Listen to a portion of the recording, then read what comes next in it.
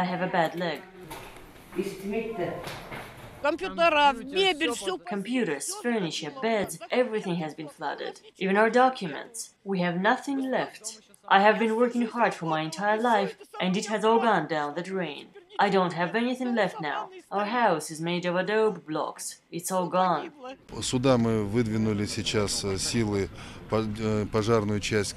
We have brought additional forces to the region. Firefighting department of Kazakhstan Technical University is here, and we are moving the mobile pumping stations over to the area.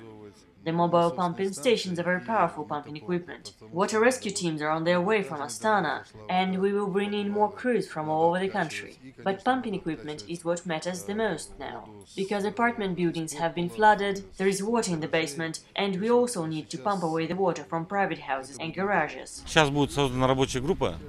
We are creating a work group. It will include representatives of Nur-Otan party, local executive and representative authorities, and local residents. The group will be visiting all the houses and making damage reports. We will render aid in the restoration of the houses that have sustained heavy damage and are no longer fit for living.